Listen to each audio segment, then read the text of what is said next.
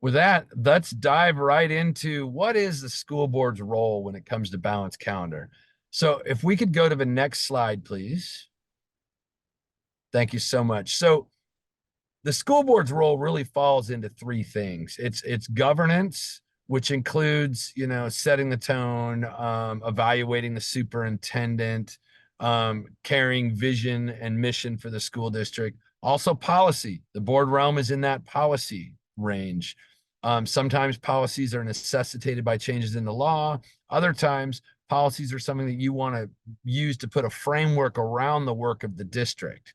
A solid policy can be the foundation to answer a whole lot of questions and show your community that you've really thought out what it is that you're doing.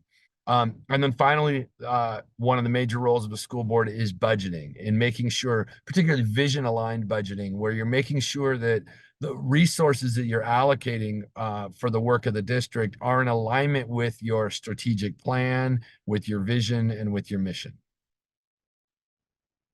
Okay, so let's talk about what do the standards say. So WSDA, the Washington State School Directors Association, which I'm honored to be their executive director, has conducted over the last decade some research, and we've come up with the Washington State School Board Standards. Now, this is not what veteran school board members feel works or believe from their experience work. This is what the research says about the impact of the board's role on student achievement and on the district. These standards were recently updated within the last year. And one of the things we saw through the review of the literature is that the vast majority of them really held up over time. There's some new research and there were a few minor tweaks, but I'm pulling today from the latest version of the Washington State School Board Standards. And you can see there's a link there. You can click to view the full document if you would like to. Now, there are 5 standards, and each standard has benchmarks. They've got a handful of benchmarks, and each benchmark has some indicators, and those are questions about what the board is doing and how they feel their work aligns with the standards. Now, WSDA also has a really great tool. It's the first of its kind in the nation. It's the online board self-assessment tool. And what that does is it asks questions about the indicators to see how your board feels their work aligns with the standards. Now, it's one of the only ones in the nation with the reliability and validity certification. It's free to all school boards in Washington State. And if you're interested, you can email me. My email is readily available on the WSDA website, and I'd be happy to connect you with folks to see how you can utilize this tool as well in your district. When it comes to balanced calendar, there's kind of a progression in the school board realm here. So the first benchmark that I pulled out of the standards is benchmark 2B. And this is really talking about stewardship and vision. So of course, the benchmark talks about leading the development, articulation, stewardship of a vision of learning shared and supported by schools in the community. So this vision of learning can encompass a whole lot of things. And if your district is considering or partway down the path of implementation of a balanced calendar, this is really the board's role, that visioning. What does it look like for our district? Not what does it look like at a granular level. This is not operational. What does it look like from an aspirational big picture? What is our why that we would want to be doing this?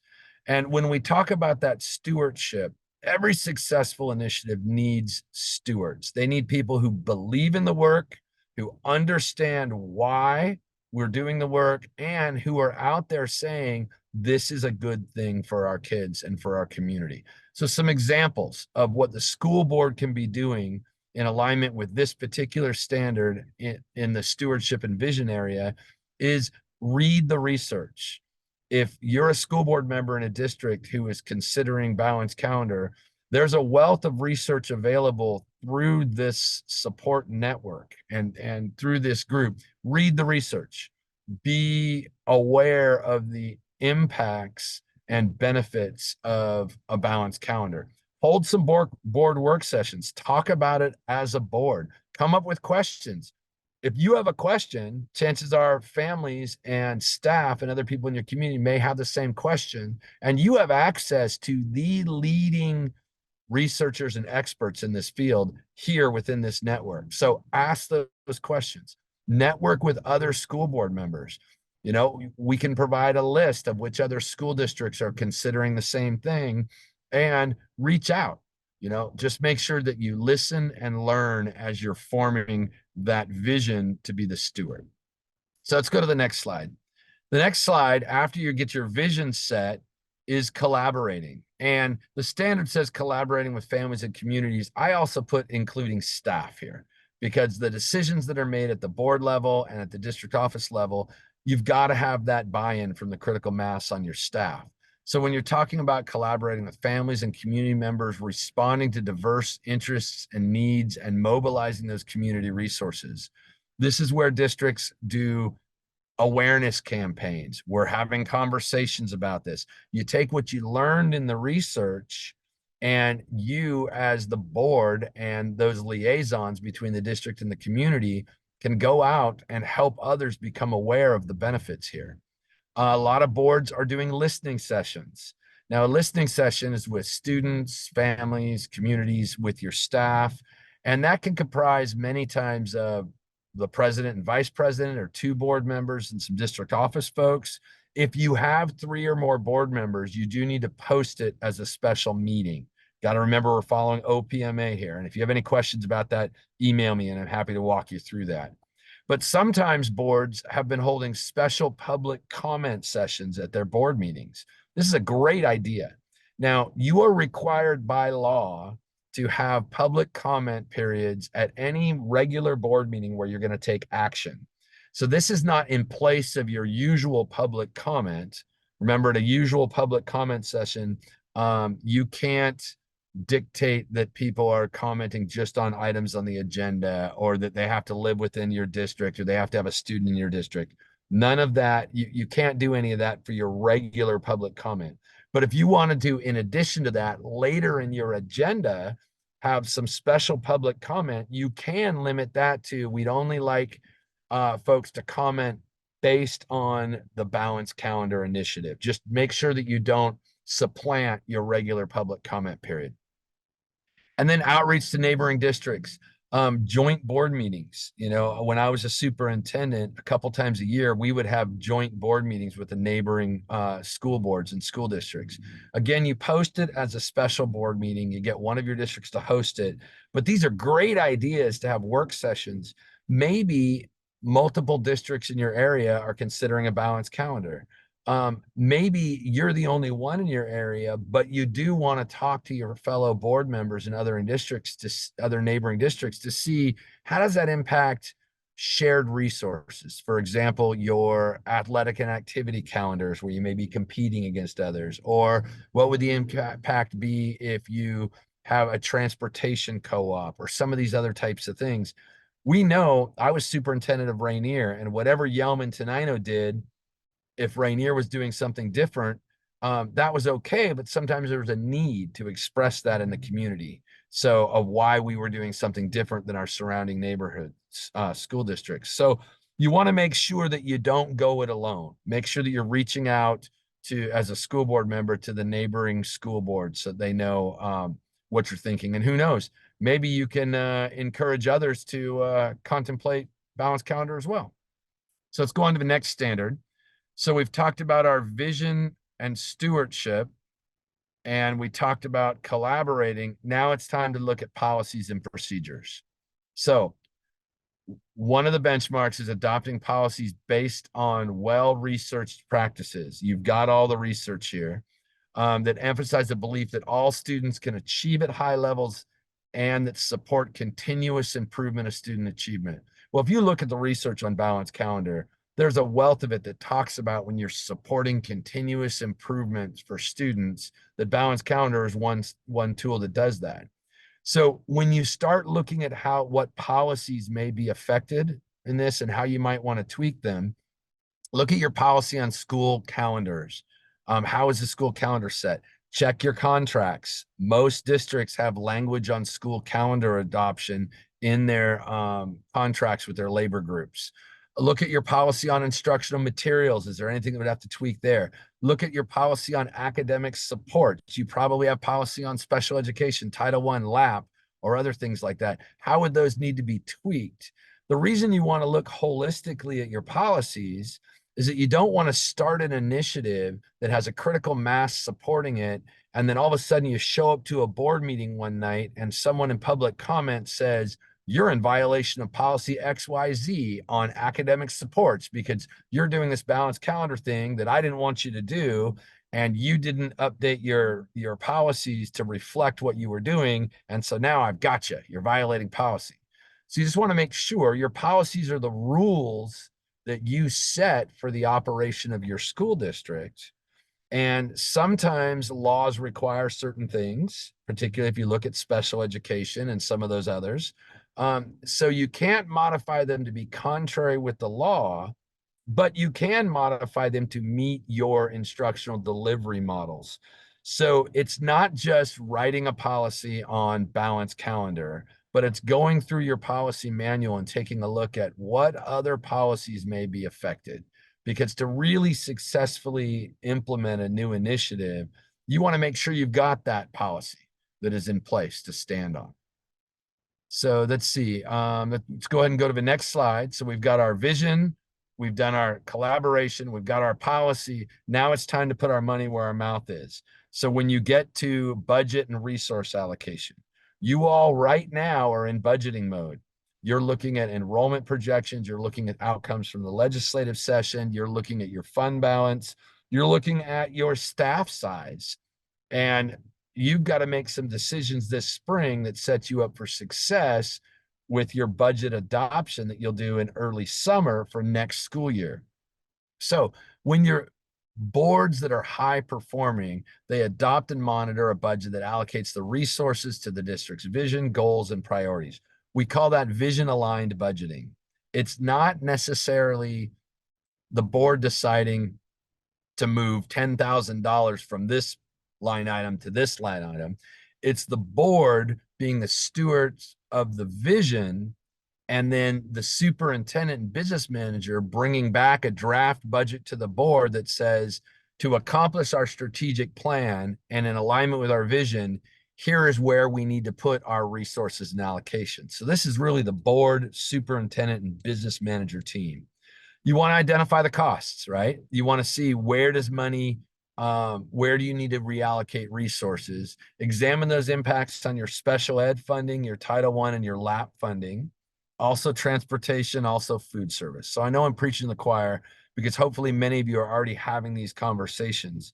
But when we look at the things that boards do and their impact on the success rate of an initiative such as balanced calendar or their impact on student achievement overall, you want to make sure that these things are on your radar. Okay, so I think we've got one final. So you've got your vision, you've done your collaboration, you've come up with your policy, you put the money where the mouth is with budgeting, and now it's your commitment. Now it's that follow through.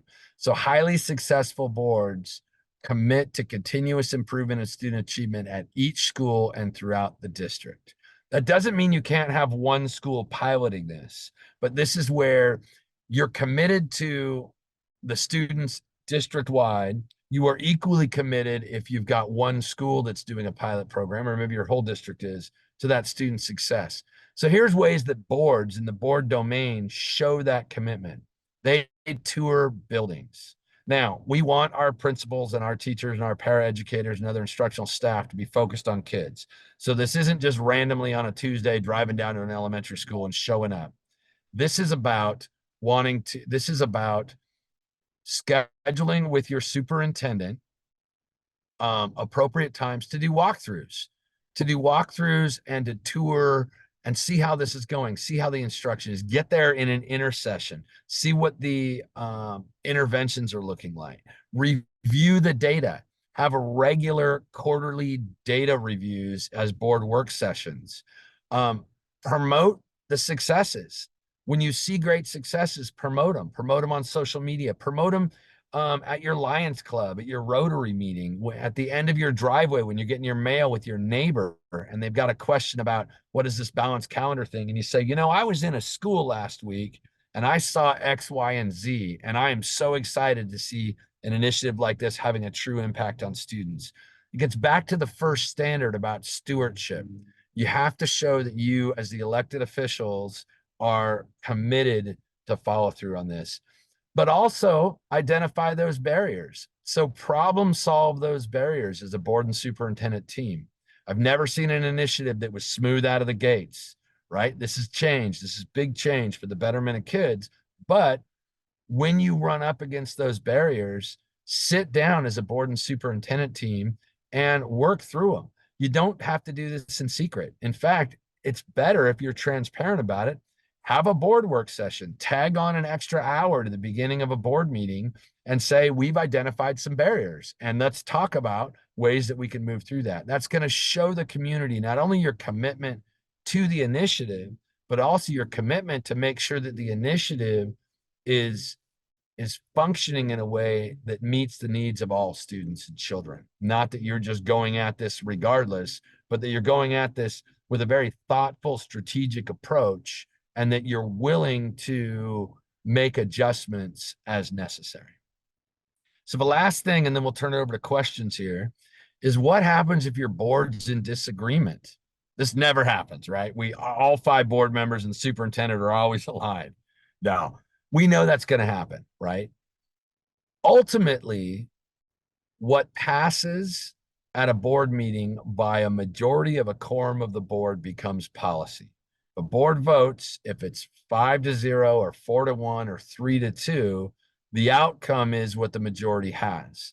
My advice to school boards is don't launch into an initiative of this magnitude without dialoguing to consensus.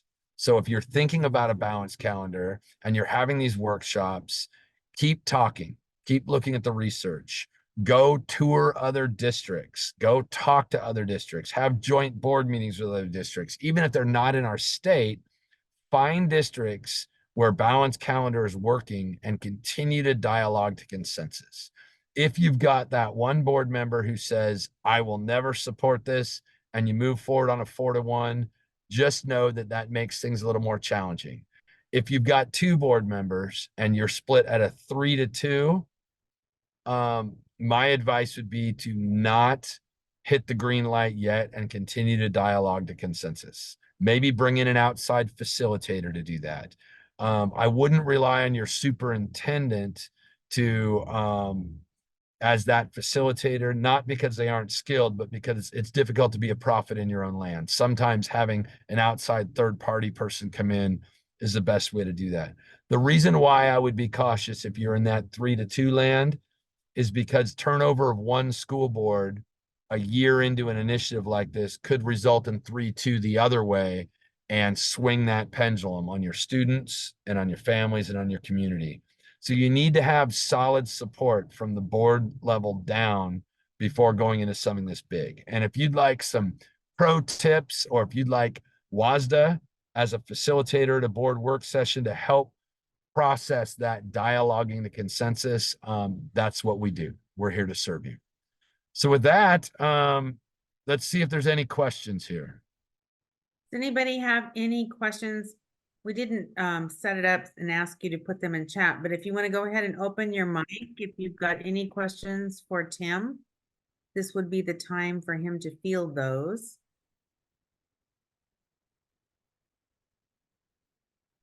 While we're waiting for people to formulate those, if they have any, I just want to say that our state is very blessed to have an association and a leader of that association that is forward thinking and is servient based. And that's really what I know about Tim Garchow. And that's what I always found at WSSDA whenever I worked with them.